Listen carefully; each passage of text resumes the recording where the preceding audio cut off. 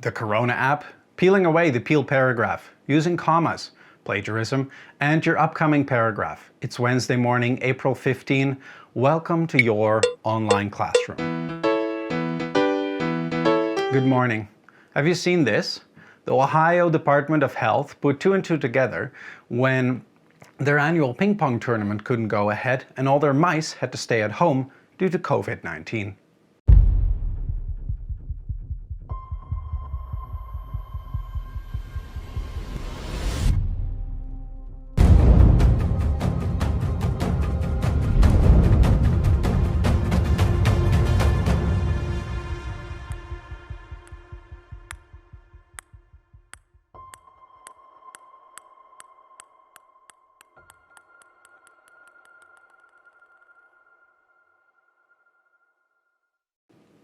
The United States has now surpassed all other countries in coronavirus fatalities. Belgian newspaper The Standard called Trump the emperor without clothes. The question is, will this harm his approval ratings? Perhaps not. Canadian newspaper The Hill Times published an article today on the approval ratings of Canada's leaders. These are going up, just like in many other countries around the world. Who knows how long we'll still have Trudeau as Prime Minister? To fight Corona, governments around the world are experimenting with Corona apps. Contact tracing is about to get even faster here in South Korea. The government has developed a new method to drastically reduce the time it takes to get the job done. This system enables the health authorities to get information on patient credit card transactions through 27 agencies and companies, along with a relevant CCTV footage in just 10 minutes. But some people are worried that the corona pandemic is used as an opportunity by the government to invade our privacy. Take this New York Times article, for example. The Corona app in China shares its information with police. The question is, what kind of app will we get? Everywhere we go, every person we encounter, there's a good chance that smartphone is tracking us. The device stores data on places we've visited, information that could prove useful in flattening the curve. Now, Apple and Google are teaming up to allow for automatic contact tracing using smartphones elsewhere. The CBC clip didn't go into some of the details, so let me try to do that here. There are a few different types of apps. Some work with GPS location tracking, like in South Korea. Others with Bluetooth, like in Singapore.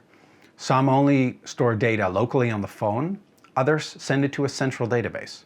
In some apps, people are only identified with numbers, but in others, your name is linked to it. And some people are eager to use it.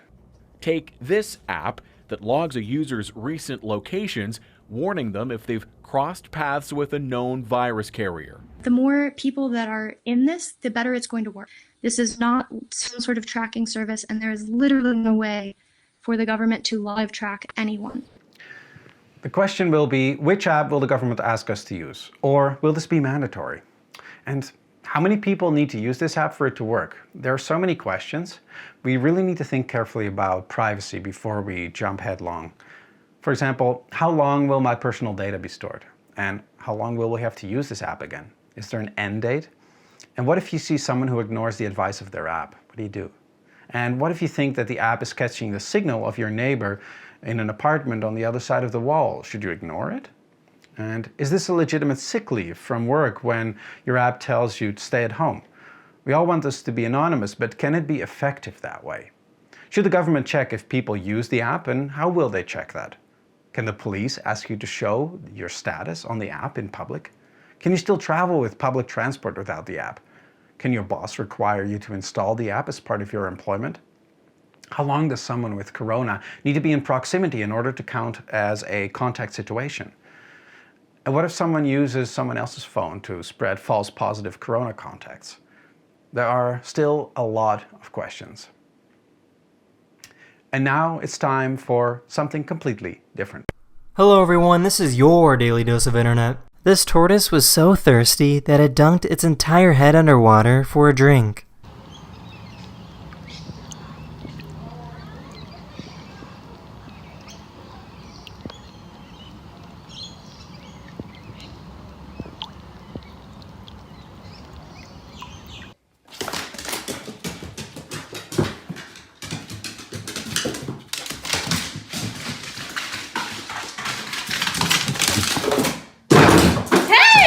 Here's a really smooth bat trick.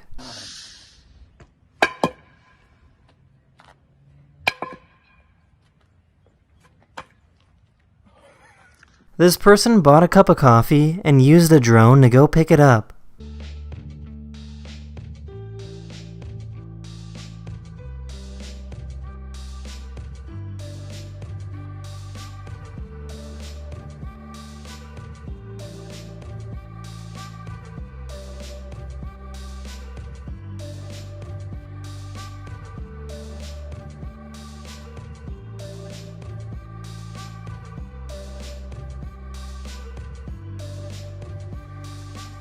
You want to eat? No, it's not time. You just ate. These apes have a really unique feature about them.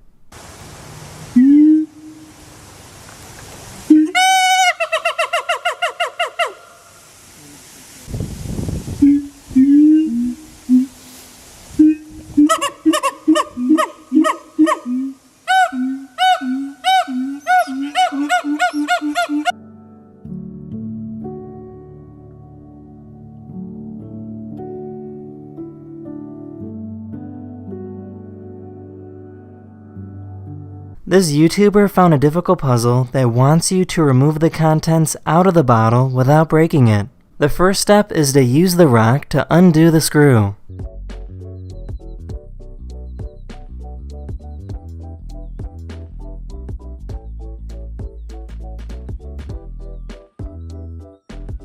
After taking it out, the next challenge is putting it all back together.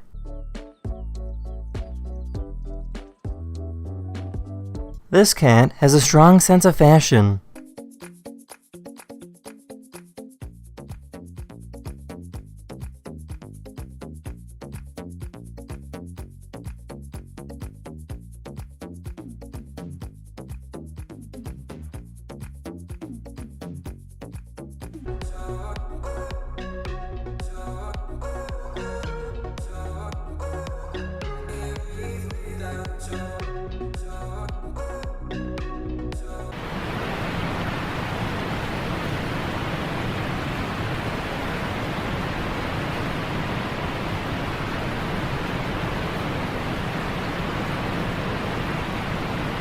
That's the end of this video. I really hope you enjoyed, and I'll see you guys again very, very soon.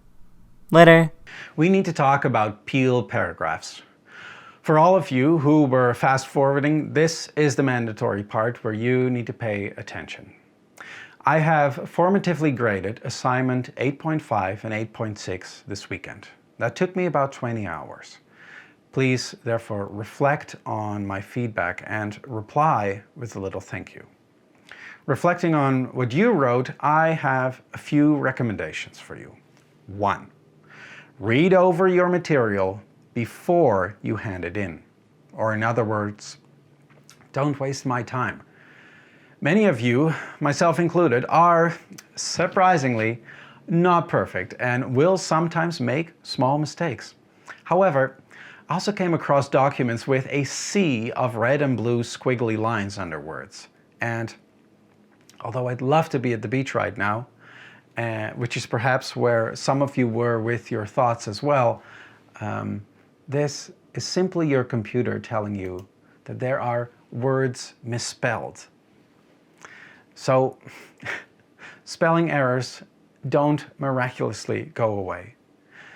To not use spell check is like Donald Trump, who didn't listen to medical advice and thought the US was going to be miraculously unaffected by corona. 2. Follow the peel format really well. We are going to use it like a baking recipe. We're following the steps and measuring carefully. We're not cooking today, it's baking time.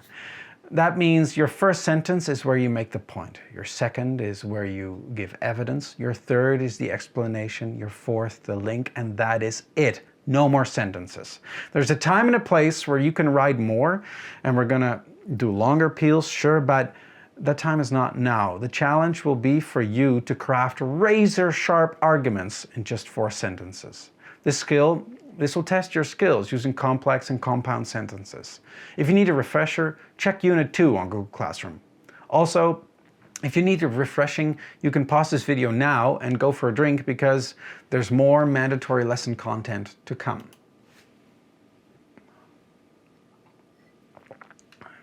Number 3, repeat yourself less. Say things just once. Oh, but Mr. Mark, you just said the same thing twice in 2 different ways. Right, but that's using different words. What is boring if you use the same words? Here's an example.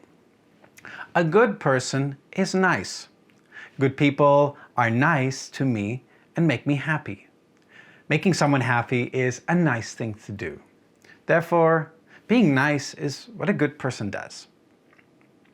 This not only is repetitive, it also says nothing interesting and doesn't really use meaningful examples. It just kind of spins its gears. I want to read you a piece from Jordan's most recent paragraph. It's a bit longer, but it is an example of how you can write an argument in Peel format. Jordan asks the question who we perceive as being good. People who are in fancy clothes are usually more cared for by strangers than a person who is in normal clothing.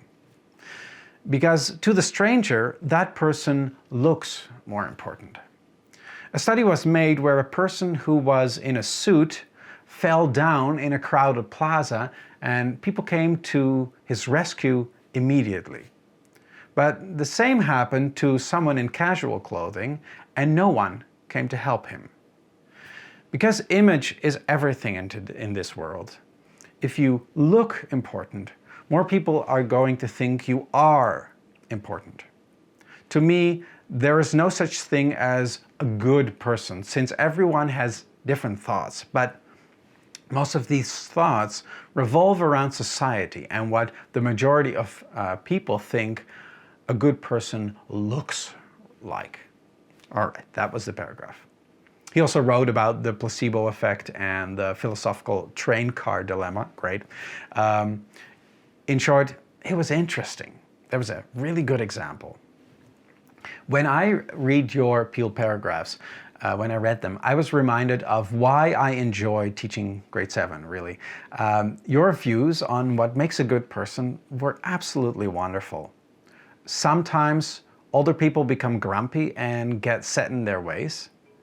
In most of your writing, however, I sense a certain spark of hope and optimism. This is an important ingredient to have. It's important for a happy life, and I want to encourage you to keep that optimism. It was interesting to notice how many people spoke of a small ego and humility. When I was young, we didn't mention these things too much. Today, there seems to be a pretty big aversion to anyone who is excessively flexing. And I like that. It's a good reminder to stay humble. And now, I would like to talk about commas. This portion of the lesson is from Grammarly. Commas. In your paragraphs, I was pretty annoyed at how many of you don't use commas well. So let's review. There are a bunch of points. 1, you use a comma when you make a list, of course. If the list is just 2 things, you don't use a comma. For example, I prefer oranges and mangoes. When a list is 3 items or more, you use a comma. I prefer oranges, mangoes, and pineapples. The last comma in a list is optional, but it's nice for clarity. 2, you use a comma with an adverbial phrase. For example, when it comes to fruit, I prefer oranges and mangoes. That little phrase at the start is not a full sentence, so we use a comma to attach it to our main sentence. 3, you use a comma with an interrupter. For example, I prefer oranges and, wait for it, mangoes. Interrupters are fun, but don't overuse them. It's kind of like too many mangoes will make you puke. Here's another example. Mesa, unlike Cheyenne, is very organized. A nice little interrupter. 4. Use commas with a question tag. If you were born in the 1900s in Britain, this is how you would talk.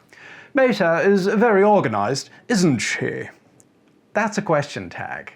A more modern example would be, I know, right? 5. Use a comma with a direct address to another person.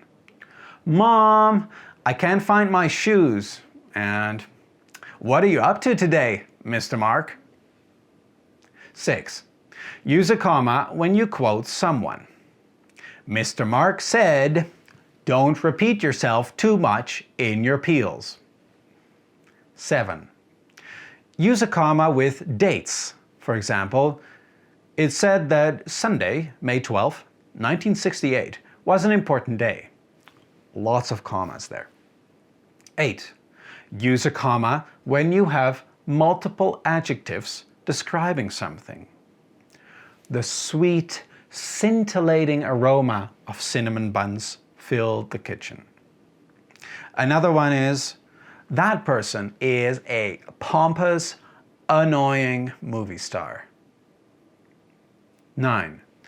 Use a comma with words like but if you are joining two independent sentences.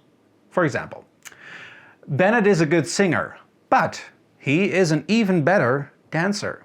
Here, Bennett is and he is tell us that these are two independent sentences or clauses. If that's not the case, don't use the comma. Like in this example, my teacher is tough but fair. No comma. 10. Use a comma with the word which, but not with the word that. For example, Starbucks, which Arjun recommended, is a fantastic cafe. And in contrast, the place that Arjun recommended is a fantastic cafe. No comma. In your writing, you will sometimes use which and that to clarify things. Which is for optional information, and that is for mandatory or necessary information. That's why it uses no comma. There are a lot of other rules, but this is a good chunk of them. If you use commas too little, it's really hard to read your stuff. If you use commas too much, your sentences run on for too long and have no breather. So use them just enough. And now your upcoming homework. This is about assignment 8.7 in Google Classroom. Some of you seem to struggle to find it. When you use Google Classroom, I recommend that you forget about the chaotic stream and just use the more organized Classroom tab. There you can find 8.7 fairly easily. I have extended the deadline of this assignment to Friday, April 17. Your task is to finish your writing today, give your brain a little rest, and with a fresh mind, thoroughly review it on Friday. Remember what I said earlier. Proofread really well, 4 sentences per peel if you can, and make it interesting by not repeating yourself. In addition, make sure you follow the assignment outline closely. This means 3 peels per paragraph. Use actual evidence from actual movies and actual articles. This cannot be an argument about what most people do or generalities. These peel arguments have to be based on actual sources. And 3, I'm reducing the assignment to 1 paragraph. The department decided this a while ago, but I missed that memo. If you already wrote 3, that's fine, you'll do great. If you haven't, you'll like this. And now, a note about sources. Here is an important note on using someone else's ideas. Plagiarism is copying 3 or more words from another source and using it in your own work without referencing it. Plagiarism is also using important ideas or conclusions from someone else and expressing these in your own words. And plagiarism is forbidden in schools. So please, don't do it. It's like stealing candy from 7-Eleven, but instead you steal words. If you do want to use the ideas or words of someone else, do it in a limited way. Put it in quotation marks and reference it behind the quotation marks in brackets. This way, it's not plagiarism. When I detect plagiarism, I may do any or all of the following. Put a note on your permanent EPSB log, contact your parents, and warn your other core teachers. Plagiarism is serious, so don't do it. And aside from it being theft, just focus on your own story. Everyone has a story in them. You do as well. Focus on telling your story to the world. That's way more interesting and much more beautiful. Next class, we will talk more about the book cell. Make sure you finish up reading your book and start outlining your presentation. Start writing your script by using the example I gave last week when I talked about Albert Camus' book, The Plague. Next class, we will also start a short new unit on non-fiction. And now, music. A while ago, Queen Elizabeth graced us with a familiar farewell. However long our corona isolation will last, we will meet again. We should take comfort that while we may have more still to endure, better days will return. We will be with our friends again. We will be with our families again. We will meet again. Some countries in Europe are already talking about opening schools again. Who knows? Maybe we'll have classes before summer break, maybe not. In the classy 1939 words of Vera Lynn, either way, we will meet again. Don't know where, don't know when, but I know we'll meet again some sunny day. Don't know where, don't know when, but I know we'll meet again some sunny day. We'll meet again. Don't know where, don't know when, but I know we'll meet again some sunny day.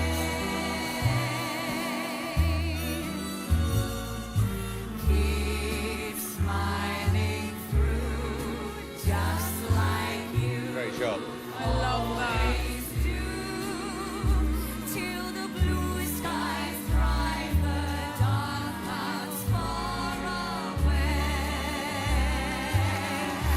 So won't you please say hello to the folks that I know? Tell them I won't be long. They'll be happy to know that as you saw me go, I was singing this song. We'll meet again. Don't know where, don't know when, but I know we'll meet again some sunny day.